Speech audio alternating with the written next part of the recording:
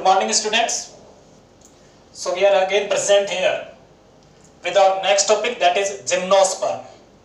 Up to last classes we have completed the pteridophyte, that is Pteridophyta kingdom, and in our plant kingdom the fourth plant kingdom is of gymnosperm. And in this class we will study about the general characteristics of gymnospermic plants. So we are starting with the first characteristic, that is the term gymnos, that is gymnos means the naked. Gymnos means naked, and this sperma means seeds. Sperma means seeds. So gymnosperms are the plants which contains the naked seeds, means these are the plants in which the seeds are not enclosed in the fruits. So these plants have naked seeds. Further, these plants, they includes the plants of medium size to very large trees such as Sycacia, and they also includes the plants like shrubs. So on the basis of height, these plants includes the medium sized plants, they includes very tall or giant plants such as Sycacia, and they also includes the shrubs. Usually such type of plants, they are found in hot environmental conditions such as dry conditions, that is these are usually xerophytic plants. Further, they contains the taproot system. They contains taproot system, and their roots, they move to very large distances. Very large distances. Next, the roots of these gymnospermic plants, they are also found associated with some fungi, and in that case we call them as mycorrhiza. If roots of plants are associated with fungi, the association is called mycorrhiza.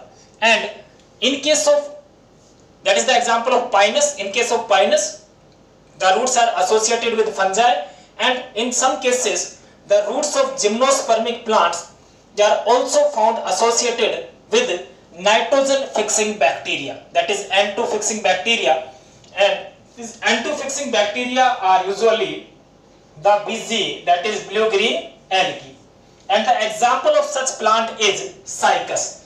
So in case of Cycas, the roots are associated with nitrogen fixing bacteria, that is BZ. In case of Pinus, the roots are associated with fungi, and that association is known as mycorrhiza.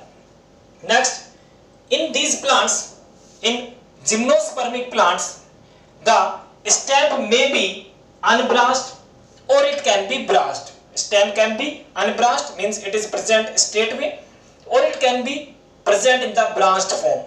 For example, in case of Cycas, the stem is unbranched, and in case of Pinus, the stem is in branched form, means it is divided into different branches. Next, characteristic feature of gymnosperm are that they contain simple to compound leaves. They may contain simple leaves or they may contain the compound leaves. Next, the leaves of these plants, leaves of angiospermic plants, gymnospermic plants, they are adapted to very high temperature. So they have an adaptation that they are adapted to very high temperature, they are adapted to humidity, and they are also adapted to winds. So they are adapted to winds, they are adapted to humidity, and they are also adapted for very high temperature. Now this gymnosperm, they also includes the plants like conifers. So they include the plants like conifers. And these conifers have needle-like leaves. They contain needle-like leaves. So these needle-like leaves decreases the total surface area of leaf. And if total surface area of a leaf is reduced, it helps in preventing the water loss in the form of vapors through transpiration process. And that's why such plants, because they have an adaptation, they have adapted their leaves in order to prevent the water loss, they have converted their leaves in needle-like form. So these plants can easily survive in dry conditions of deserts and other hot climatic conditions. Next, these plants have thick cuticle. This cuticle you have seen in case of aloe vera plant, the outer green covering that is thick, that is the cuticle. So these plants, they contain thick cuticle, and their stomata, they contain the sucker stomata, which are present in deep pits in order to again prevent the water loss. So they contain two adaptations, that is, they contains a thick cuticle layer on their surface which prevents the water loss in the form of vapors through transpiration, and their stomata are present in deep pits in order to prevent the water loss as they are present in dry and desert conditions. Now we will discuss the reproduction in case of gymnosperm. So usually these gymnosperms, they are heterosporous.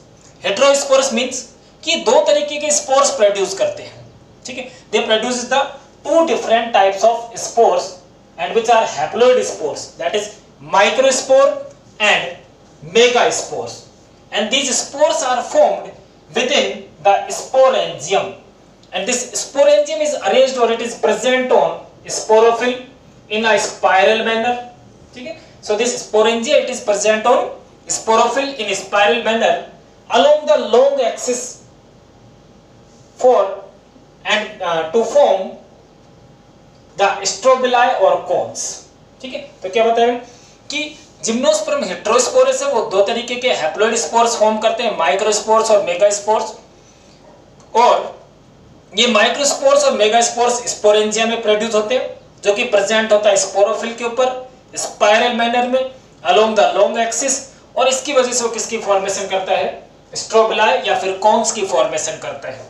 Now this strobili which contains the microsporophyll or megasporophyll, they are known as either microsporangiate or they are known as male strobili. So the strobili containing microsporophyll or megasporophyll, they are known as microsporangiate or they are also known as the male strobili. Next, the microspores develops in microsporangium, that is male gametophyte. So in case of gymnosperm, the male gamete, that is microspore, they are developing into microsporangium, and microsporangium is male gametophyte. Now the cones which contains microsporophyll having the ovule, those cones which contains the microsporophyll containing ovule or the megasporangium are known as megasporangiate. In case of male gamete, they are known as microsporangiate. In case of female gamete, they are known as, or female strobili, they are known as megasporangiate or simply as female strobili. Now the male and female cones, they may or may not present on same plant. If they are present in same plant, the example is pinus, and if male and female cones are present on different plant, the example is cycas. Further, the megaspore mother cell, that is MMC, megaspore mother cell, it differentiates from one cell of nucellus. That means megaspore mother cell is formed by the differentiation of any cell of nucellus, and this nucellus, it is protected by an envelope and hold this structure together known as ovule. Now this ovule, it is present on megasporophyll and it forms the female cones in case of gymnospermic plants. Now further, this megaspore mother cell, it again divides by meiotic division and it results into the formation of 4 megaspores. Out of these 4 megaspores, one megaspore develops into female gametophyte and it contains 2 or more archegonia, or which are also known as the female sex organs. Now after that, the pollen grains which are released by microsporangium, they are carried by air current and they comes in contact with opening of ovule which is present or which is born on megasporophyll. Next, The pollen grains then germinates at the surface of ovule and they forms a pollen tube, or they results in the growth of a pollen tube. This pollen tube carries the male gamete. Now, these male gamete are discharged at the mouth of archegonia, and these male gametes which are discharged by pollen tube, that is the pollen tube content, that is male gamete, it fuses with the female gamete and finally results in the production of a zygote. Now, after the formation of zygote, this zygote develops into embryo, and after the development of embryo, the ovule develops into seed.